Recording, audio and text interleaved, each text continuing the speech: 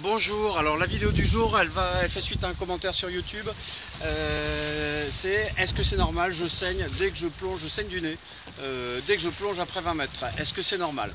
Donc est-ce que c'est inquiétant? Non, ça peut arriver en fait d'avoir ce qu'on appelle les sinus qui éclatent, un petit peu éclatent, c'est un grand mot, qui sont un peu irrités. Et donc lors de la remontée, avec les volumes qui se dilatent, le surplus est expulsé et c'est un peu comme si vous aviez une petite croûte, les sinus sont irrités, une petite croûte et que vous la grattiez, donc forcément il y a des saignements. Alors bien sûr c'est impressionnant, c'est pas du tout, ça fait pas envie, puisqu'en sortant de la plongée on se retrouve avec un tout petit peu de sang mais en fait qui fait tout de suite tout rouge sur le visage.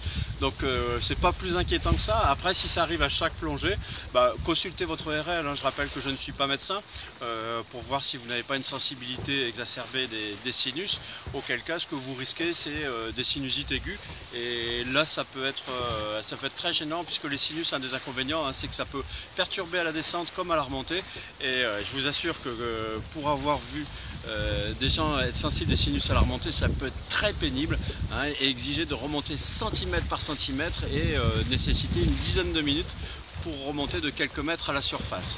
Donc saigner du nez, c'est pas plus inquiétant que ça. Si c'est saigner abondamment et à chaque plongée, consultez un ORL pour ne pas se mettre en danger, tout simplement. Ce serait bête de pratiquer son activité et de développer une pathologie.